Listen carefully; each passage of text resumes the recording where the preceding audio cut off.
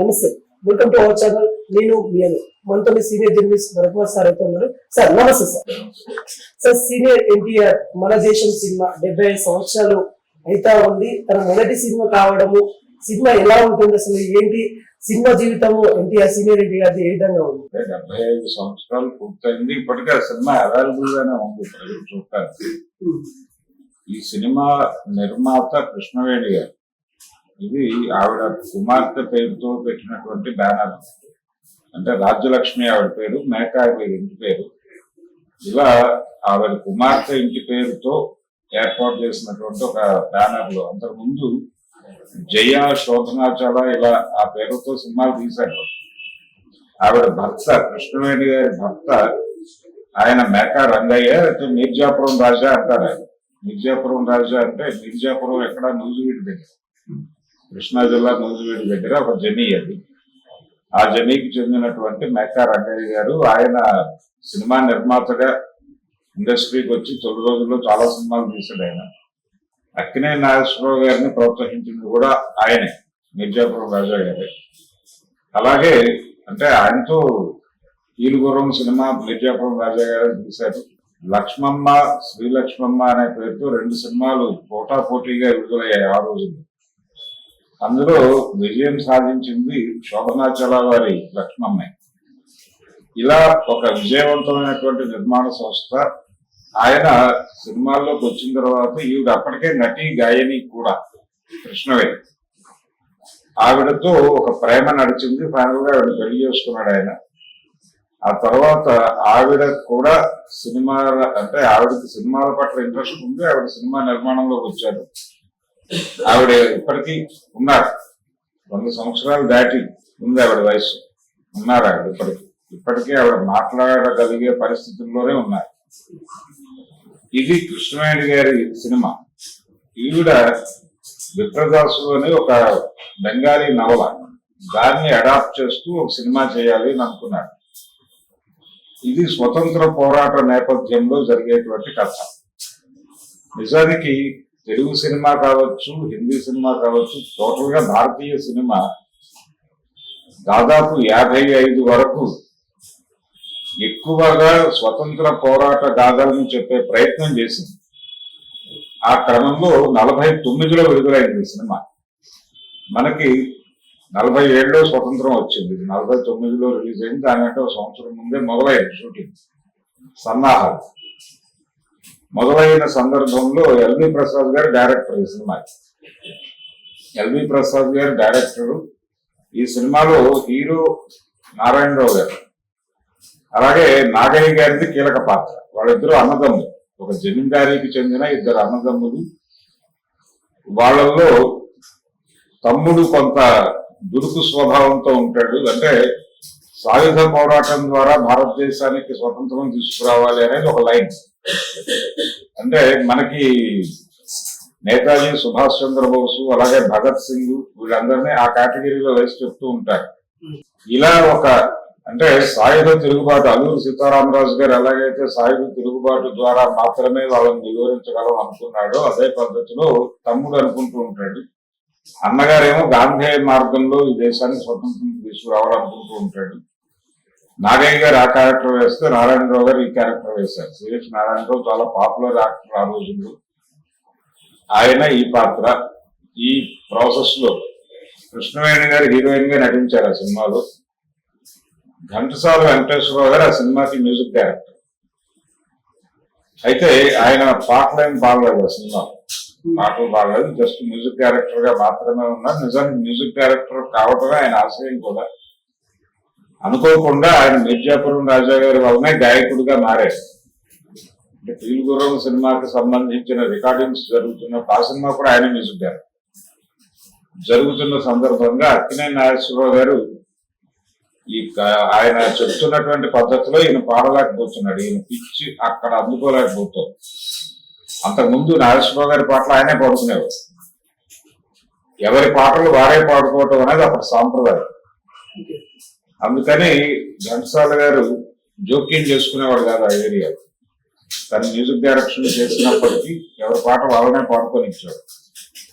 ఇలా ఈయన నేర్పుతున్న బాణీలో ఆయన పాడలేకపోవడంతో ఫైనల్ గా ప్రొడ్యూసర్ మిర్జాపురం రాజా గారు వద్దు నువ్వు ప్లేబ్యాక్ పాడేసే ఈ పాట కాదు సుమా కళ కాదు సుమా అనే పాట అది ఘంటసాల గారు పాడారు ప్లేబ్యాక్.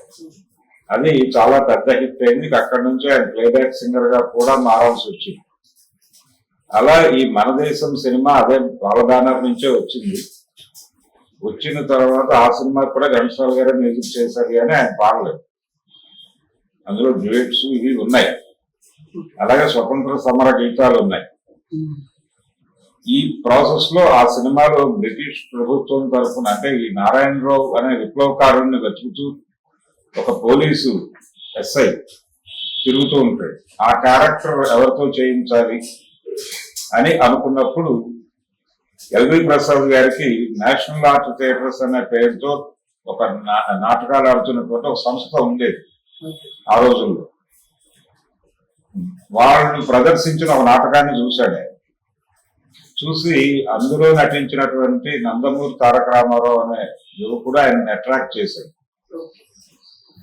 అతన్ని అడిగాడు ఆయన, అంటే ఒకసారి కలవమన్నాడు. కలవమన్నప్పుడు విజయవాడ దుర్గా కళామందిరంలోనే కలిశాడు ఆయన. విజయవాడ దుర్గా కళామందిరం ఆ రోజుల్లో నాటకాలు సినిమాలు రెండూ నడిచేవాడు. 23లో ప్రారంభమైంది. అక్కడే ఆయన ఎల్వి ప్రసాద్ గారిని కలిశాడు, ఎన్టీ రామారావు. కలిసినప్పుడు నువ్వు మెడ్రాస్ రావాలి, వస్తే నీకు ఒక క్యారెక్టర్ ఉంది అని చెప్పాడు ఆయన. ఎన్టీఆర్ కి ఆ విషయం ఎల్వి ప్రసాద్ గారు చెప్తూ ఉండగా అక్కడ ఎల్వి ప్రసాద్ గారికి పరిచయస్తుడు, సినిమా రంగంలో తర్వాత ఆయన అసిస్టెంట్ గా కొనసాగినటువంటి తాతినేని ప్రకాశ్రావు గారు కూడా ఉన్నాడు. ఇది తాతినేని ప్రకాశ్రావు గారి శత జయంతి సంవత్సరం కూడా.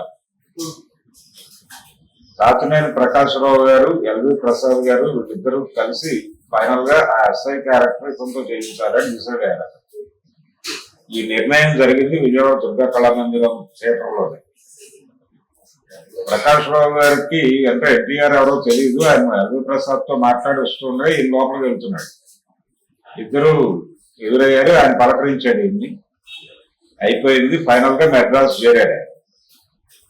చేరి ఆ సినిమా అంటే ఆయన్ని ప్రొడక్షన్ హౌస్ లో చూసి, అంటే మిర్జాపురం రాజా గారి ప్రొడక్షన్ హౌస్ లో ఆయన చూసిన బిఏ సుబ్బారావు గారు ఆయన పల్లెటూరు పిల్ల అనే పేరుతో సినిమా డిజైనింగ్ లో ఉన్నాడు. అందులో దొంగగా ఉండి మళ్ళీ మంచివాడిగా మారేటువంటి ఒక క్యారెక్టర్ ఉంది. ఆ క్యారెక్టర్ కి తగ్గ యువకుడు, అంటే ఇద్దరు హీరోలు ఆ సినిమాలో. ఇద్దరు హీరోల్లో ఒక హీరో క్యారెక్టర్ కి అక్కినేని నాగేశ్వరరావు అనుకున్నాడు ఆయన అప్పటికి. రెండో క్యారెక్టర్ దొంగ నుంచి మంచివాడిగా మారి దొంగల ముఠాన్ని ఎదిరించే క్యారెక్టర్ ఒకటి ఉంటుంది. దానికి ఎవరు అని వెతుకుతున్నాడు ఆయన. ఆ వెతుకుతుండగా మిర్జాపురం రాజా గారి ఆఫీస్ లో ఇతను కనిపించాడు ఎన్టీ రామారావు. కనిపించగానే వెంటనే ఆయన మాట్లాడాడు, బాబు నీకు ఇంట్రెస్ట్ ఉంటే నా సినిమా ఒకటి ఉంది, దానిలో క్యారెక్టర్ ఉంది, అది నువ్వు చేస్తే బాగుంటుంది అనుకుంటున్నాను. అంజలిదేవి హీరోయిన్ ఆ సినిమా. ఈయన ఆల్రెడీ వీళ్ళకి కమిట్ అయి ఉన్నాను అని చెప్పాడు. సరే, అది అయిపోయిన తర్వాత అందులో పెద్ద క్యారెక్టర్ కావాలనేది నాకు తెలుసు ఆ కథ, అది అయిపోయిన తర్వాత నా సినిమా చెయ్యని చెప్పాడు. అలా ఆయన మొదటి సినిమా రిలీజ్ కాకముందే ఆఫర్లు మొదలైంది ఎన్టీ రామారావు గారు. అలా ఓకే చెప్పాడు, అన్న పల్లెటూరు పిల్ల చేస్తానని చెప్పాడు ఆయన. అది ప్యారలల్ గారే నడిచింది సినిమా. ఈ సినిమాకి సంబంధించి ఈ మన దేశం సినిమా షూటింగ్ లో ఫస్ట్ డే ఆయన లాఠీ చార్జ్ చేయాలి. ఎన్టీఆర్ కి చాలా ఆవేశపూరితంగా చేయాలి అని చెప్పాడు డైరెక్టర్ గారు ఎల్వి ప్రసాద్ గారు. చెబితే ఈయన నిజంగానే లాఠీ చార్జ్ చేశాడు. అంటే జూనియర్ ఆర్టిస్టులని వాళ్ళని పట్టుకొచ్చి పెట్టారు ఆ క్యారెక్టర్స్. ఒక ఊరేగింపు జరుగుతూ ఉంటుంది, స్వతంత్ర సమర యోధుల ఊరేగింపు. ఆ ఊరేగింపు మీద పర్మిషన్ లేకుండా ఊరేగింపు చేస్తున్నారని దాడి చేసుకోవటం. ఈయన నిజంగానే కొట్టాడు ఆర్టిస్టు. దాంతో వాళ్ళందరూ భయపడి వచ్చి ఎల్వి ప్రసాద్ తో చెప్తున్నారు, సార్ ఆయన నిజంగానే కొట్టేస్తున్నాడు. పిలిచి అడిగితే మీరే జీవించమన్నారు కదా అన్నట్టు. అంటే కరెక్టే గానీ మరి అలా కొట్టకూడదు అని చెప్పి ఆయన ఏదో సర్దుబాటు చేసి నాకు మొత్తానికి ఆ సినిమా కంప్లీట్ అయింది. సినిమా రిలీజ్ అయిన తర్వాత ఆయన మంచి పేరు వచ్చింది. అలాగే నాగయ్య గారితో ఘర్షణ పడేటువంటి సీన్ ఒకటి ఉంటుంది ఆ సినిమాలో. అంటే నాగయ్య గారు ఇంట్లో దాచిపెడుతున్నాడు, ఆయన పైకి గాంధేయవాదం నటిస్తున్నాడు కానీ లోపల ఆయనకు కూడా సింపతి ఉంది తమ్ముడి పట్ల. తమ్ముడు దొరకకుండా దాచిపెట్టడంలో అమ్మగారి పాత్ర ఉంది అని చెప్పేసి ఆయన ఇంటికి వచ్చి గొడవ చేస్తాడు. ఆ సీన్ లో కూడా ఎన్టీఆర్ నటన జనాలని బాగా అట్రాక్ట్ చేసింది. ఆ తర్వాత పల్లెటూరు పిల్లలో యాక్ట్ చేశాడు. పల్లెటూరు పిల్ల సినిమా చాలా, అంటే ఆయన పీక్స్ తీసుకెళ్లే సినిమా ఒక రకంగా పల్లెటూరు పిల్ల. ఈ క్రమంలో ఆయనకి స్టార్ స్టేటస్ తీసుకొచ్చిన సినిమా మాత్రం పాతాళ భైరవి. పాతాళ భైరవికి ముందు ఆయన ఇంకా ఇంకో సినిమా కూడా చేస్తున్నాడు, షావుకార్ చేశాడు విజయ బ్యానర్ లో. అయితే తాతినేని ప్రకాష్ రావు గారితో అలా కళామందిరంలో పరిచయం అయి తర్వాత ఆ సినిమాకి అసిస్టెంట్ గా పనిచేశాడు ఆయన మన దేశం. అక్కడ సెట్స్ లో పరిచయం. అప్పటికి మెడ్రాస్ లో రిపబ్లిక్ గార్డెన్స్ అని చెప్పి ఒక ఇల్లు ఉండేది, దానిలో ఒక చిన్న క్వార్టర్స్ లాగా ఉండేది పోర్షన్స్. ఇప్పుడు అపార్ట్మెంట్స్ అంటున్నాం, అలాంటివి ఉండేది. దానిలో తాతినేని ప్రకాష్ రావు గారు ఒక క్వార్టర్ లో ఉండేవాడు. అక్కడ ఆయనకి ఇంకా పెళ్లి కాలేదు, ఆయన ఉన్నాడు. అదే ఇంట్లోకి, అదే రూమ్ లోకి ఎన్టీఆర్ ప్రవేశించాడు. రంగారావు గారు కూడా కొంతకాలం అక్కడే ఉన్నాడు. ఎస్వి రంగారావు గారిని పరిచయం చేసింది కూడా ఇదే బ్యానర్, శోభనాచల బ్యానర్ లోనే పరిచయం అయ్యాడు ఆయన కూడా. అంటే మిర్జాపురం రాజా గారు అలాగే కృష్ణవేణి గారే పరిచయం చేశారు రంగారావు గారిని కూడా. వారు కూడా అక్కడే ఉన్నాడు కొంతకాలం అదే రూమ్. ప్రకాష్ రావు గారు, టీవీ రాజు మ్యూజిక్ డైరెక్టర్ టీవీ రాజు గారు, ఎన్టీ రామారావు గారు, రంగారావు గారు, వీళ్ళందరూ ఆ రిపబ్లిక్ గార్డెన్స్ లో ఒకే క్వార్టర్ లో ఉండేవాడు. కలిసి సినిమాలకు వెళ్ళేవాళ్ళు, కలిసి అక్కడే వంట చేసుకుని తినేవాళ్ళు. అలా మొదలైంది ప్రయాణం. ప్రకాష్ రావు గారితో ఈయన ప్రయాణం దాదాపు ఆయన తెలుగుదేశం పార్టీ పెట్టిన తర్వాత తెలుగుదేశం పార్టీలో కూడా వెళ్ళాడు. ఎల్వి ప్రసాద్ గారు మీద అంటే గురుభావం ఉండేది ఆయనకి. అంటే ప్రసాద్ గారే తనని ఇండస్ట్రీకి తీసుకొచ్చారు అనే గురుభావంతో ఉండేవాడు. అంటే సీనియర్ ఎన్టీఆర్ కి బీజం అనేది అక్కడ పడిపోయింది, మన దేశం కన్నా బీజం పడిపోయింది. మన దేశం నుంచి ఆయన నటుడిగా, సినిమా నటుడిగా ఆయన ప్రయాణం మొదలైంది. నిజానికి అంతకు ముందే ఆయన స్టేజ్ మీద నటుడు, నేషనల్ ఆర్ట్ థియేటర్స్ అనే పేరుతో ఆయనకు ఒక నాటక సమాజం ఉండేది. ఆయన సినిమా నటుడిగా ఎస్టాబ్లిష్మెంట్ వచ్చి కొంత పాతాళ భైరవితో రికగ్నైజేషన్ వచ్చిన తర్వాత ఆయన సొంత సినిమాలు చేయాలి అనేటువంటి ఒక ఆలోచనకు వచ్చాడు ఎన్టీఆర్. అంటే తనని తాను ప్రొజెక్ట్ చేసుకోవడానికి, తన భావాలని ప్రపంచానికి చెప్పడానికి సొంత సినిమాలు తీయాలి అనుకుని నేషనల్ ఆర్ట్స్ అనే బ్యానర్ పెట్టి ఆయన పిచ్చి పుల్లయ్య సినిమా తీశాడు. ఆ పిచ్చి పుల్లయ్య సినిమాకి తన రూమ్మేట్ అయినటువంటి తాతినేని ప్రకాష్ రావు గారిని డైరెక్టర్ గా తీసుకున్నాడు.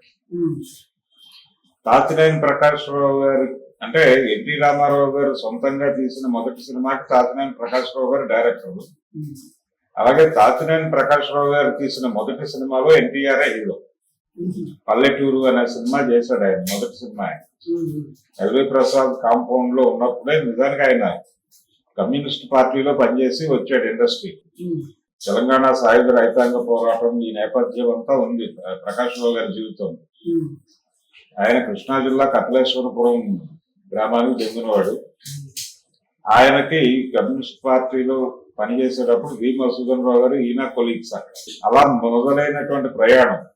ఆయన ఉద్యమం అక్కడ తెలంగాణ సాయుధ రైతాంగ పోరాట విరమణ జరిగిన తర్వాత చాలా మంది ఈ ప్రజానాట్య మండలి బాధ్యతలు అవి చూసిన వాళ్ళందరూ కూడా ఏం చేయాలో అర్థం కాని సినిమాల్లో వచ్చారు. అలా వచ్చిన వాళ్ళల్లో ప్రకాష్ రావు గారు, తాతినేని ప్రకాష్ రావు కూడా ఒకరు. ఆయన ఇక్కడికి వచ్చేసి సినిమా రంగంలో ఎల్వి ప్రసాద్ గారి ద్వారా ప్రయత్నాల్లో ఉన్నాడు.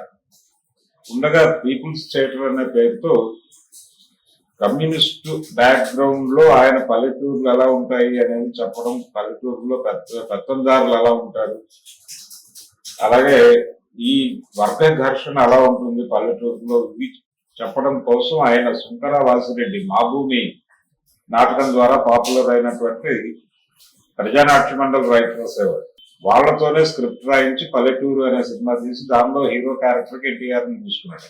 అలా ఎన్టీ రామారావు గారి కెరియర్ లో చాలా హెల్ప్ చేసిన సినిమాల్లో పల్లెటూరు కూడా ఒకటి. అలా ప్రకాష్ రావు గారు డైరెక్ట్ చేసిన మొదటి సినిమా హీరో ఎన్టీఆర్ స్వీయ నిర్మాణంలో వచ్చిన మొదటి సినిమాకి ప్రకాష్ రావు గారే డైరెక్టర్. అలా వాళ్ళ అనుబంధం చాలా కాలం కొనసాగింది. చివరిలో ఒక డిస్టర్బెన్స్ తో ముగిసింది. ఆ గొడవ ఏంటనేది చెప్తాను నేను తర్వాత. అయితే ఇలా మొదలైన ప్రయాణం ఎప్పుడైతే పాతాళ భైరవి సినిమా వచ్చిందో, నిజానికి పల్లెటూరుకి వెళ్ళే టైంకే ఎన్టీఆర్ పెద్ద హీరోగా అవతరించబోతున్నాడు అనే విషయం ప్రపంచానికి అర్థమైపోయింది. ప్రపంచానికి అర్థం అవడంతో పాటు అక్కినేని నాగేశ్వరరావు గారికి కూడా అర్థమైంది. అంటే అప్పటికే ఆయన చాలా పాపులర్ హీరో. ఒక రకంగా తెలుగు సినిమాకి సంబంధించి సూపర్ స్టార్ డమ్ ని అనుభవిస్తున్నాడు ఆయన. ఎన్టీఆర్ కంటే ఆయన చాలా ఎర్లీగా వచ్చాడు ఇండస్ట్రీకి, బాలనటుడిగా వచ్చాడు.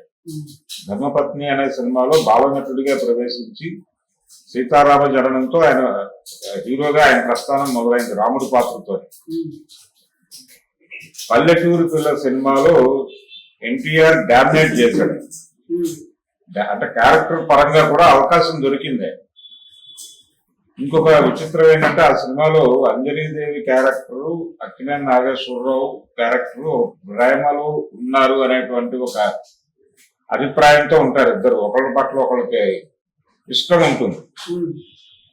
కానీ ఎన్టీఆర్ అంటే దొంగగా ఉండి దొంగతనాలు చేస్తూ ఆ దొంగల ముఠా నాయకుడితో విభేదించి మనం జనాలని చంపడం కరెక్ట్ కాదు అని ఒక ఊళ్ళో ఒక హత్యాకాండకు పాల్పడినటువంటి నాయకుడి మీద తిరుగుబాటు ప్రకటించి బయటకు వచ్చేసి ఈ దొంగల ముఠాన్ని ఎదిరించడానికి ప్రతి ఊళ్ళోనూ ఒక దళాన్ని నిర్మించాలి అని చెప్పేసి ఆ కార్యక్రమం మీద తిరిగేటువంటి ఒక యువకుడి క్యారెక్టర్. ఆ క్యారెక్టర్ లో ఆయనకి తనని తాను ప్రొజెక్ట్ చేసుకోవడానికి ఒక అద్భుతమైన అవకాశం దొరికింది ఎన్టీఆర్. అది ఆ ప్రయత్నం అతను చేస్తూ ఉన్నప్పుడు అతని పట్ల అడ్మైర్ అవుతుంది హీరోయిన్ క్యారెక్టర్. అడ్మైర్ అయ్యి అతనితో ప్రేమలోకి వెళ్తుంది అంజలీదేవి క్యారెక్టర్. ఎన్టీవీ అంటే అక్కినేని నాగేశ్వరరావు గారు అంజలీదేవిని ప్రేమిస్తూ ఉంటాడు. ఆవిడ ఎన్టీఆర్ తో ప్రేమలోకి వెళ్ళిపోతుంది. అది చూసి బాధపడతాడు. కానీ అతను తన మిత్రుడే కదా అని చెప్పేసి వాళ్ళిద్దరిని అంటే తను త్యాగం చేసి పక్కకు తప్పుకుంటాడు. దాదాపు ఆ సినిమా టైంలోనే ఆయనకి స్థిరపడింది ఇతను రూల్ చేయబోతున్నాడు ఇండస్ట్రీని అనే విషయం ఆయనకు అర్థమైంది. పాతాళ భైరవ సినిమాతో పూర్తి క్లారిటీ వచ్చేసింది. నిజానికి పాతాళ భైరవ సినిమా ముందు వాళ్ళు అనుకున్నది అక్కినేని నాగేశ్వరరావు హీరో అనుకున్నారు. అంటే అప్పటికి ఆయన పీలుగుర్రం, బాలరాజు ఈ సినిమాలన్నీ జానపద సినిమాలు అంటే నాగేశ్వరరావు గారే హీరో. ఆ టైంలో ఈ జానపద సినిమా విజయవాడలో రెండో సినిమా. షావుకార్ తర్వాత చేస్తున్న సినిమా కేవీ రెడ్డి గారి డైరెక్టర్. ఆయన తను అనుకున్నటువంటి క్యారెక్టర్ కి అక్కినేని నాగేశ్వరరావు ఎలా ఫిట్ అవుతాడు అనే ఒక గందరగోళంలో రాజారెడ్డి అని ఒక డాన్సర్ ని కూడా అనుకున్నాడు. అతనితో చేయిస్తే ఎలా ఉంటుంది ఇలా అనుకుంటున్న టైంలో ఈయన విజయ వాహిని స్టూడియోస్ లో ఒక టెన్నిస్ కోర్ట్ ఉండేది, దాంట్లో టెన్నిస్ ఆడుతున్నాడు ఎన్టీఆర్. అది చూశాడే. అతను ఆడుతున్న పద్ధతి చూసి హీరో దొరికాడు అని ఫిక్స్ అయ్యి ఆయన్ని పిలిపించి చెప్పాడు, బాబు నిన్ను పాతాళ భైరవి అనే సినిమాలో హీరోగా తీసుకోవాలనుకుంటున్నాను అని. అలా దొరికింది ఆయనకు అవకాశం. ఆ తర్వాత ఆ సినిమా కోసం ఆయన చాలా ట్రైనింగ్ ఇచ్చారు. ఇచ్చిన తర్వాత ఆ క్యారెక్టర్ లో ఆయనకు విపరీతమైన పాపులారిటీ వచ్చింది. సినిమా చాలా సెన్సేషనల్ హిట్ అది. దాంతో ఎన్టీఆర్ మాస్ మనసుల్లో ఒక పెద్ద హీరోగా స్థిరపడిపోయాడు. ఇంకా తర్వాత ఆయన వెనక్కి తిరిగి చూడడం. అయితే ఆయనకి మొదటి నుంచి కూడా సందేశాత్మక చిత్రాలు తీయాలి ఇలాంటి కోరికలు ఉండేవి. అంటే తను అంటే అక్కినేని నాగేశ్వరరావు గారు దాదాపు 3వ తరగతితోనే చదువు మానేసి నాటకాలలో ప్రవేశించి అక్కడి నుంచి సినిమాల్లోకి వచ్చాడు. అంటే ఆయన చదువంతా కూడా దుక్కిపాటి నరసింహరావు గారి నాటక సమాజంలో ఆయన నేర్చుకున్నదే తప్ప ఆయన విడిగా చదువుకోవటం ఇలాంటివి ఏం లేవు ఆయన జీవితం. ఆయన ₹1 జీతానికి ఆయన దుప్పాటి మధుసూదన్ రావు గారి కంపెనీలో చేరి అక్కడ ₹5 జీతగాడిగా ఎదిగి అక్కడి నుంచి సినిమాల్లోకి వచ్చాడు. సో చిన్నప్పటి నుంచి కష్టపడినటువంటి మనిషి ఆయన. ఈయన డిగ్రీ చేశాడు ఎన్టీ రామారావు గారు. గుంటూరు ఏసీ కాలేజీలో డిగ్రీ చదివి ఆయనకి రిజిస్ట్రార్ పోస్ట్ వచ్చింది. సబ్ రిజిస్ట్రార్ గా మంగళగిరిలో పోస్టింగ్ వచ్చి ఉద్యోగం చేస్తూ అక్కడి నుంచి సినిమాల్లోకి వచ్చాడు. కాబట్టి ఏ విధంగా చూసినా ఈయన కంటే బెటర్ పొజిషన్ లో నుంచి వచ్చాడు ఎన్టీఆర్. అయితే ఎప్పుడైతే ఎన్టీఆర్ మెర్జ్ అవుతున్నాడు జనాల్లో పెద్ద స్టార్ గా అనేది అర్థమైందో అప్పుడు తను ఎలా పోటీ ఇవ్వాలి అనే దానికి సంబంధించి ఆయన వేరుగా వ్యూహరచన చేసుకున్నాడు. చేసుకుని జానపదాలు పౌరాణికాలు ఈ జానర్లో రామారావు కొనసాగుతాడు కాబట్టి మనం సాంఘిక చిత్రాలు నగ్న ప్రేమికుడి పాత్రలు ఇలాంటివి చేసుకుంటూ ఆయనకు పోటీ ఇవ్వాలి అని డిసైడ్ అయ్యారు. అదే కొనసాగింది. అలా దాదాపు 77 వరకు ఆయన పోటీ ఇచ్చాడు ఎన్టీఆర్. ఇది ఎన్టీ రామారావు గారి ప్రస్థానం. ఈ ప్రస్థానానికి సంబంధించి ఆయన సినిమా పాతాళ భైరవి తర్వాత ఇంకా ఆయన వెనక్కి తిరిగి చూసే పరిస్థితి లేదు. ఆయన తీసిన మొదటి 2 సినిమాలు, ఆయన బ్యానర్ లో చేసిన 2 సినిమాలు, మొదటి సినిమాకి ప్రకాష్ రావు గారు డైరెక్టర్ అయితే రెండో సినిమా ఆయన తోడు దొంగలు అనే పేరుతో సినిమా చేసి దాంట్లో తను విలన్ క్యారెక్టర్ చేశాడు. అంటే ఒక రైస్ మిల్లరు రైతులను అలా దోపిడీ చేస్తాడు అనేది సినిమా కంటెంట్. ఇది అందులో ఒక రైస్ మిల్లర్ గా తను నటించాడు. గుమ్మడి అలాగే ఎన్టీఆర్ వీళ్ళిద్దరూ కూడా విలన్ తరహా పాత్రల్లో నటించారు ఆ సినిమాలో. ఇలా ఎందుకు చేస్తున్నావు నువ్వు అని అడిగారు ఆ రోజుల్లో ఎల్వి ప్రసాద్ గారు. ఆ సినిమాకి యోగానంద్ గారు డైరెక్టర్, ఎల్వి ప్రసాద్ గారు అసిస్టెంట్. అతను కూడా ఆయనకు అవకాశం ఇచ్చేది. అవకాశం ఇచ్చి ఆ సినిమా తోడు దొంగలు తీసాడు. ఆ 2 పెద్దగా ఆడలేదు. పిచ్చిపుల్లయ్య పెద్దగా ఆడలేదు, తోడు దొంగలు కూడా ఆడలేదు. ఆ తర్వాత ఆయన 3వ సినిమాగా జానపద సినిమా చేశాడు జయసింహ అనే పేరుతో ఆయన బ్యానర్తో. ఆ సినిమా సెన్సేషనల్ హిట్ అయ్యింది. గుమ్మడి గారి భాషలో చెప్పాలంటే ఆయన ముందు తీసిన 2 సినిమాలకి రావాల్సిన డబ్బులు కూడా ఈ సినిమాతో కలెక్ట్ చేశాడు. అలా అదే జయసింహ సినిమా బాహుబలి అనేటువంటి సినిమాకి, రాజమౌళి గారి బాహుబలి అనే సినిమాకి మాతృక. ఆ జయసింహ ఇన్స్పిరేషన్ తోనే బాహుబలి తయారైంది. అది ఎన్టీ రామారావు గారి సొంత సినిమా. ఇలా నిర్మాతగా నటుడిగా తనకంటూ ఒక ప్రత్యేకమైన ఇమేజ్ సంపాదించుకున్నాడు ఆయన. సంపాదించుకుని సీతారామ కళ్యాణం సినిమాతో డైరెక్టర్ గా మారాడు. నిజానికి ఆ సినిమా తన గురువు అయినటువంటి అంటే దర్శకుడిగా తనకి పాపులారిటీ వచ్చిన పాతాళ భైరవి సినిమాతో, అలాగే మాయాబజార్ సినిమా ద్వారా తనకు పౌరాణిక నటుడిగా ఒక స్కోప్ ఇచ్చినటువంటి డైరెక్టర్ కేవీ రెడ్డి గారి డైరెక్షన్ లో తన బ్యానర్ లో సినిమా చేయాలనుకున్నాడు. అనుకుని వెళ్ళాడు. సీతారామ కళ్యాణం సినిమా చేద్దాం అనే ప్రతిపాదనతో, అంటే రామాయణం నేపథ్యంలో ఒక సినిమా చేద్దాం మనం అని కేవీ రెడ్డి గారి దగ్గరికి వెళ్ళాడు ఎన్టీ రామారావు. వెళ్తే చేద్దాం అన్నాడు. చేద్దామని చెప్పి రాముడిగా ఎన్టీఆర్, రావణుడిగా ఎస్వి రంగారావు అనేది ఆయన అనుకున్న డిజైన్. అదే చెప్పాడు. అయితే అప్పటికి ఈయనలో ఒక కొంత వేరే భావాలు ఉన్నాయి ఎన్టీఆర్. అవేమిటంటే ఆయన పుట్టినటువంటి ఊరు నిమ్మకూరు. ఆ ఏరియాకి దగ్గరలోనే త్రిపురనేని గోపీచంద్ గారి గుడివాడ దగ్గరే త్రిపురనేని రామస్వామి చౌదరి గారి ఊరు కూడా. త్రిపురనేని రామస్వామి చౌదరి గారి ప్రభావం ఎన్టీ రామారావు మీద ఉంది. ఆయన పరిశ్రమలోకి రావడానికి ముందే ఆయన హేతువాది.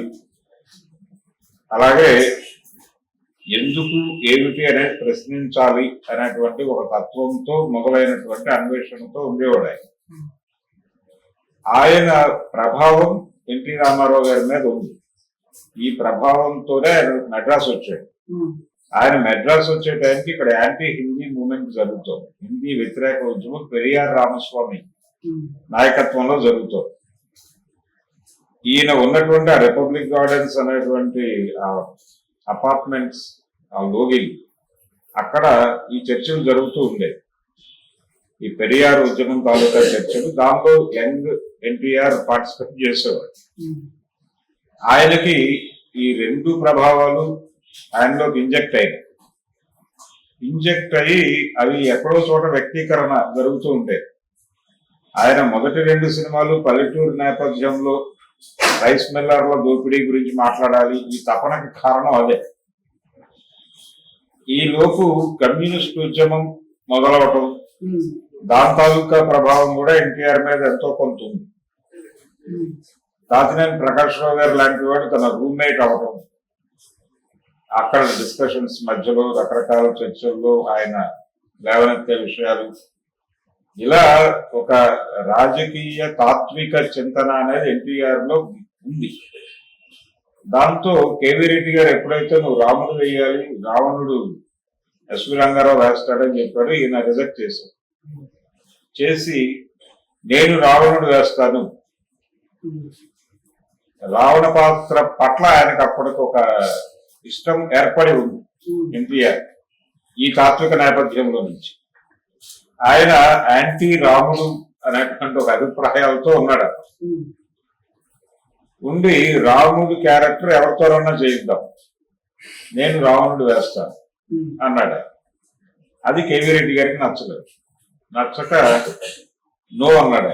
ఆయన నో అన్నాడు కాబట్టి తనే డైరెక్ట్ చేయాలని డిసైడ్ అయిపోయి ఒకరోజు ఆయన షూస్ కొనుక్కోవడానికి పాండీ బజార్ వెళ్ళినప్పుడు, ఆ పాండీ బజార్ లో అప్కమింగ్ ఆర్టిస్టులు, సినిమాల్లో చేస్తున్న వాళ్ళు అక్కడ టీ స్టాల్స్, హోటల్స్ నిలబడి చర్చించుకుంటూ అలా నడిచేది ఆ రోజుల్లో మెడ్రాస్. ఈయన పాండీ బజార్ లో ఒక చెప్పుల కొట్టులోకి వెడుతూ ఆ పక్కన హోటల్ దగ్గర కూర్చుని మాట్లాడుకుంటున్నటువంటి యూత్ లో ఒక అతను అట్రాక్ట్ చేశాడు. చేసి లోపలికి వెళ్ళి ఆ కుర్రాన్ని పంపించాడు. అక్కడ బలానా గల చొక్కా వేసుకుని మాట్లాడుతున్నాడు ఒక అతను లోపలికి రమ్మన్నాడు. ఈయన లోపల షూస్ కొనుక్కున్నాడు. ఈ కుర్రాడు వెళ్ళి ఇతను తీసుకొచ్చాడు. అతనే హర్నాథ్ని చెప్పాడు, నువ్వు రేపు పొద్దున ఎన్ఐటి ఆఫీస్కి రా, నీకు పని ఉంది అని చెప్పేసి వెళ్ళిపోయాడు. ఇతను మర్నాడు పోతుంది వెళ్ళాడు. వెళితే అప్పుడు ఆయన చెప్పాడు, రాముడిగా నేను తీసుకుంటున్నాను, నేను సీతారామ కళ్యాణ సినిమాలో నేనే డైరెక్టర్ని, ప్రొడ్యూసర్ని కూడా, కాబట్టి నువ్వు రాముడు చేస్తున్నావు, సీతగా గీతాంజలి చేస్తుంది. అలా మొదలైంది ఆ సినిమా. అలా డైరెక్టర్ గా మారాడు. అయితే సీతారామ కళ్యాణ సినిమాలో టైటిల్ కార్డు ఉండదు, ఎన్టీఆర్ డైరెక్షన్ అనే కార్డే ఉండదు. ఎందుకు ఆ కార్డు ఉండదు అనేది రకరకాల వెర్షన్స్ చెప్తారు, కానీ అసలు వాస్తవం ఏంటంటే ఆయన కేవీ రెడ్డి గారిని అడిగి నో అనిపించుకున్నాడు. అందుకని మీరు తీయని కథని నేను తీశాను అని చెప్పుకోవడం కోసం సినిమా తీయలేదు.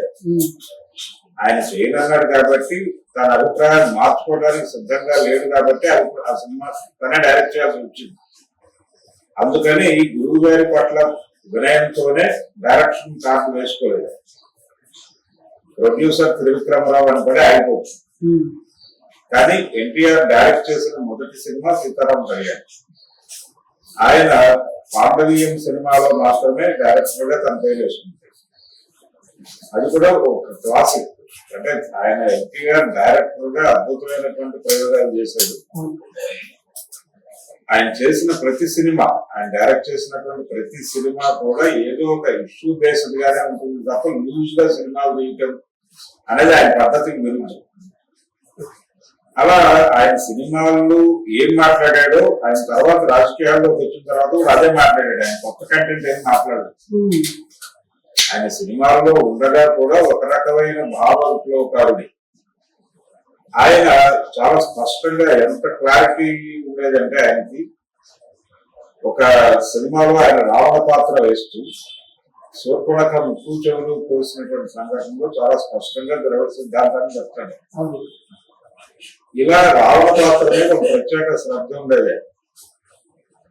అలాగే ఏది చెప్పినా, అంటే పౌరాణిక కథ చెప్పినప్పటికీ ఆ పౌరాణిక కథని మన పద్ధతిలో చెప్పాలి అనేటువంటి ఒక అభిప్రాయంతో ఉండేవాడు. అందుకని దానవీర సూరకర్ణ సినిమాలో కర్ణుడి క్యారెక్టర్ ఎంపిక చేసుకుని సమాజంలో కులం అనేది ఎలాంటి ప్రభావం చూపిస్తుంది అనేది ఒక సుదీర్ఘమైనటువంటి చర్చ పెడతారు సినిమాలో. అంటే కుల సమస్య గురించి అంత విస్తారంగా చర్చించక్కర్లేదు. అంత ముందు ఉన్న పౌరాణిక దర్శకులు గాని రచయితలు గాని ఆ దిశగా ఆలోచించలేదు. చాలా మందికి తెలియని విషయం ఏంటంటే రావేరు సూరకర్ణ స్క్రిప్ట్ రచనలో కత్తి పద్మారావు గారు కూడా పాల్గొన్నారు. డైలాగ్ తయారీలోను, కథ తయారీలోను మోదుటూరు జాన్సన్ గారు, కత్తి పద్మారావు గారు లాంటి వాళ్ళని కూడా ఇన్వాల్వ్ చేశారు. అప్పటికి రేతువాద ఉద్యమకారుడుగా ఉన్నాడు ఆయన పద్మారావు గారు. ఆయన్ని కూడా కూర్చోబెట్టాడు. ఆయన దాదాపు 42 నెలలు ఆయనతో పాటు ట్రావెల్ అయ్యాడు దానిలో. ఇలా ఒక సామాజిక బాధ్యతగా సినిమాలు తీశాడు, లూజ్ గా సినిమాలు తీశాడు. అలాగే పౌండ్రన్ నాట్యం సినిమా తీయడానికంటే ముందు యాక్చువల్ గా ఆయన అల్లూరి సీతారామరాజు తీయాలనుకున్నాడు జయసింహ తర్వాత. అనుకుని జయసింహ పాఠ పుస్తకాల వెనకాల మా రాబోయే సినిమా అల్లూరి సీతారామరాజు గారు వేసాడు.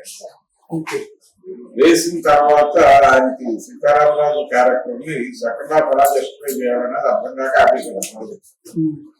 అంటే ఒరిజినల్ గా సీతారామరాజు ఇద్దరు బ్రిటిష్ ఆఫీసర్లను చంపిన తర్వాత వచ్చిన నిర్బంధం, ఆ నిర్బంధాన్ని ఆయన ఊహించలేదు. ఆయన ఊహకి మించినటువంటి నిర్బంధం అమలైంది. దాంతో టోటల్ గా అటవీ ప్రాంతం అంతా గందరగోళం అయిపోయింది. ఆ టైంలో ఆయన లొంగిపోవాలి అనుకున్నాడు. అనుకుని లొంగిపోయి తర్వాత చూద్దాం వ్యవహారం, ముందు జనాలు సేఫ్ గా ఉండాలి అని అనుకున్నాడు. ప్రజల మీద ఈ నిర్బంధం ఆడాలంటే తను సరెండర్ అవడం తప్ప వేరే మార్గం లేదు అని డిసైడ్ అయిపోయి వెళ్ళిపోయాడు. దీన్ని ఆ క్యారెక్టర్ దెబ్బతినకుండా ఎలా చెప్పాలి అనే దగ్గర కన్ఫ్యూజన్ తలెత్తి ఆయన ఆగాడు ఆ ప్రాజెక్ట్ చేయకుండా. అయితే ఆ తర్వాత కృష్ణ గారు చేసిన దానిలో ఆ ప్రస్తావనే లేకుండా ఒక చాలా ఇన్వాయిట్గా సినిమాని నడిపారు. నడిపి రూదర్ఫోర్డ్ అనేటువంటి క్యారెక్టర్ ని సీతారామరాజు ఎప్పుడు కలవలేదు, కానీ 3 ఇంటరాక్షన్ సీన్స్ పెట్టి సినిమాని నడిపారు. అది ఈయనకి ఇష్టం లేదు అలా చేయడం. అలా ఆయన సినిమా నిర్మాత గారు, దర్శకుడు గారు, నటుడు గారు అద్భుతమైనటువంటి విజయాలు సాధించి తెలుగు తెలంగాణ ఈ రోజు వరకు ఎన్టీఆర్ అంటే ఆయన నెలకొల్పినటువంటి దాని తర్వాత ఆ స్థాయి హీరోలు వచ్చారు. ఇప్పుడు చిరంజీవి లాంటి వాళ్ళు ఆయన మార్కెట్ ఆయన వెళ్ళిపోయిన తర్వాత అంతకంటే పెద్ద మార్కెట్ నే రూల్ చేయగలిగారు. కానీ ఎన్టీఆర్ లో ఉన్నటువంటి ఆ పర్సెప్షన్ తో నటించడం అనేది లేదు. అలా డైరెక్షన్, అలాంటి కథలు తయారు చేసుకోవడం, ఆ దృష్టికోణం కలిగినటువంటి ఒక దర్శకుడు రాలేదు. అలా ఆయన ప్రకాష్ రావు గారి గురించి మాట్లాడుకున్నాం మనం, కాసినేని ప్రకాష్ రావు గారు. ప్రకాష్ రావు గారు, ఎన్టీఆర్ ఇద్దరు కూడా ఈయన తెలుగుదేశం పార్టీ మొదలుపెట్టినప్పుడు ఆయన కూడా ఈయనతో పాటు ట్రావెల్ అయ్యాడు. ఆయన బ్యానర్ లో కూడా ఈయనే హీరో. ప్రకాష్ రావు గారి బ్యానర్ లో కూడా ఎన్టీఆర్ తోనే సినిమాలు చేసేవాడు. అలా వాళ్ళ ప్రయాణం కొనసాగి రాజకీయాల్లో కూడా కలిసే వచ్చారు. కలిసి వచ్చిన తర్వాత ఎన్టీ రామారావు గారి నిర్ణయాలు అంటే వేగం ఆయన తీసుకుని, అంటే నాకు అనిపించినట్టు చేసుకుంటూ వెళ్ళిపోయాడు. ఆయన సంప్రదింపులు అందరితో కూర్చుని ఇది చేయొచ్చా ఇది చేయకూడదు అనే దానికంటే కూడా తనకు అనిపించింది ప్రకటించేవాడు. ఈ దుడుకు స్వభావం అనేది ప్రకాష్ రావు గారికి కొంత ఇబ్బంది పెట్టింది. అంటే ప్రస్తుతం ఉన్నటువంటి ప్రజాస్వామ్యము దీని తాలూకా స్ట్రక్చర్ లో రాష్ట్రానికి కేంద్రంతో మంచిగా ఉండి నిధులు తెచ్చుకుని ఏదైనా చేస్తే బాగుంటుంది అనే అభిప్రాయంతో ఉన్నాడు. ఈయన కేంద్రంతో ఘర్షణాత్మక వైఖరికి వెళ్ళాడు. ఈ ఘర్షణాత్మక వైఖరి కరెక్ట్ కాదు అనేది ప్రకాష్ రావు గారి అభిప్రాయం. దాంతో నాగన్ల ఎపిసోడ్ జరిగినప్పుడు ఆయన ఎన్టీఆర్ తో లేడు, అవతల గ్రూప్ తో ఉన్నాడు. ఇది ఎన్టీఆర్ ని కొంచెం ఇబ్బంది పెట్టిన అంశం. అంటే ఇంతకాలం దాదాపు 48 నుంచి కొనసాగిన బంధం వాడు కొనసాగి ఇలా జరిగింది ఏమిటి అనుకున్నాడు, కానీ ఆయన పట్ల మళ్ళీ శత్రుత్వం ఏమీ లేదు. పిఎల్వి ప్రసాద్ అని కాకినేని ప్రకాష్ రావు గారి అబ్బాయి అక్కడ డైరెక్టర్. ఆయన ఎన్టీఆర్ కొడుకు బాలకృష్ణ గారితోనూ చిరంజీవితో సినిమాలు చేస్తున్నాడు. చిరంజీవితో హిందురంగడు అలాగే రాణికాసు రంగమ్మ అనే సినిమాలతో పాటు నాగు అనే సినిమా కూడా హిట్ ఇచ్చాడు. అటువంటిది కరెక్ట్ గా రాజేంద్ర భాస్కర్ రావు వైపు ప్రకాష్ రావు గారు వెళ్ళిపోయిన టైంలో పులి అనే సినిమాకి Chiranjeevi hero PLV Prasad director గా అనౌన్స్మెంట్ వచ్చింది, నెల్లూరు గోల్డ్ ప్రొడ్యూసర్. అయితే ఎప్పుడైతే ప్రకాష్ రావు గారు అక్కడ ప్లాన్ చేసుకున్నాడో పిఎల్వి ప్రసాద్ డైరెక్టర్ గా పెట్టుకుంటే ఎన్టీఆర్ ఏదైనా అనుకుంటాడేమో అనే ఉద్దేశంతో ప్రసాద్ ని ఇంటికి పిలిచి చిరంజీవి గారు బ్రేక్ఫాస్ట్ పెట్టి మాస్టారు మీరు మా సినిమా నుంచి తప్పుకోండి అని చెప్పి తప్పించి రాజ్ భరత్ తో డైరెక్ట్ చేయించుకున్నారు. అలాగే అప్పటికి బాలకృష్ణతో 2-3 సినిమాలు అగ్రిమెంట్స్ అయిపోయి ఉన్నాయి పిఎల్వి ప్రసాద్, అవి కూడా క్యాన్సిల్ అయ్యాయి. అయితే ఈయన నేరుగా ఇదేంటి ఇలా జరుగుతుందని వెళ్ళి ఎన్టీఆర్ ని కలిసారు పిఎల్వి ప్రసాద్. ఎన్టీఆర్ తో ఆయన ఛాలెంజ్ రాముడు అనే సినిమాకి డైరెక్టర్ గా పనిచేశారు. ఆయన 2వ సినిమా డైరెక్టర్ గా. పిఎల్వి ప్రసాద్ అంటే తాతినేని లక్ష్మీ వరప్రసాద్ అంటే ఎల్వి ప్రసాద్ గారు ఆయన గురువు. ప్రకాష్ రావు గారికి కూడా ఎన్టీఆర్ తో పాటు గురువు గారి పేరే పెట్టేసుకున్నాడు. ఆయన అక్కినేని లక్ష్మీ వరప్రసాద్, ఇతను తాతినేని లక్ష్మీ వరప్రసాద్. ఈయన వెళ్ళి ఎన్టీఆర్ ని అడిగాడు, అయ్యా ఇలా మా ఫాదర్ మీకు వ్యతిరేకమైనటువంటి నిర్ణయం తీసుకోవడం వలన నన్ను వరుసగా సినిమాలో నుంచి తీసేస్తున్నారు, ఇక్కడ మీరేదో అనుకుంటారు అనే ఉద్దేశంతో. అంటే మీ ఫాదర్ నిర్ణయం మీ మీద ఎలా ఇంప్లిమెంట్ చేస్తారు, అది ఆయన నిర్ణయం ఆయన, నీ నిర్ణయం నీది. నువ్వు రాజకీయాల్లో సినిమాల్లోనే ఉన్నావు, నీ తండ్రి రాజకీయాల్లో ఉన్నాడు, ఆయనతో కూడా నాకు శత్రుత్వం ఏమీ లేదు, ఆయన అభిప్రాయం ఆయన, నేను ఆయన అభిప్రాయాన్ని కూడా గౌరవిస్తాను కానీ విమర్శిస్తాను కూడా. అలాగే నిన్ను ఇలా కట్ చేయడం కరెక్ట్ కాదు, నేను చెప్తాను. ఆ తర్వాత డైరెక్టర్ గా కొనసాగాడు. అయితే తెలుగు సినిమా రంగం మీద భైవేస్ అయింది. ఇమ్మీడియట్ గా బాంబే షిఫ్ట్ అయ్యి మిథున్ చక్రవర్తితో దాదాపు 35 సినిమాలు డైరెక్ట్ చేశాడు. అలా హిందీ సినిమా డైరెక్టర్ గా మారిపోయి బాంబేలో సెటిల్ అయిపోయాడు. ఇది ప్రకాష్ రావు, తాతినేని ప్రకాష్ రావు గారికి, ఎన్టీ రామారావు గారికి కొనసాగిన, అంటే అప్పటి నుంచి 49 నుంచి ఆయనతో స్నేహితులుగా ఉన్నవాళ్ళు అప్పటి నుంచి అలాగే ఉన్నారు. ఏవి సుబ్బారావు గారు అంటే సుబ్బారావు గారు అంటే అనుమూల్ వెంకట సుబ్బారావు అని ప్రసాద్ ఆర్ట్స్ ప్రొడ్యూసర్. ఆయన సినిమా రంగంలో ఉంటే ఎన్టీఆర్ తో సినిమాలు చేయలేదు. నాగేశ్వరరావు గారికి పర్మనెంట్ ప్రొడ్యూసర్, కానీ ఆయన తెలుగుదేశం పార్టీ పెట్టినట్టు ఆయనతో ట్రావెల్ అయ్యాడు. ఆ తర్వాత బాలకృష్ణతో సినిమాలు తీశాడు, ఆయన నాగార్జునతో సినిమాలు తీశాడు. అలా అంటే ఎన్టీఆర్ తో రాబోయినటువంటి సినిమా పరిశ్రమ మనుషులు ఉన్నారు. అలాగే ఎన్టీఆర్ రాజకీయాల్లోకి వచ్చిన తర్వాత అప్పటి ఇండస్ట్రీలో ఉన్నటువంటి లబ్ధ ప్రతిష్ఠులైన విలన్లందరూ ఈయనతోనే ట్రావెల్ అయ్యారు ఎన్టీఆర్ తో. అది రావుగోపాలరావు, సత్యనారాయణ, పల్లు రావంగయ్య, వీళ్ళందరూ కొంచెం ఎన్టీఆర్ వైపు స్టార్ట్ తీసుకున్నారు.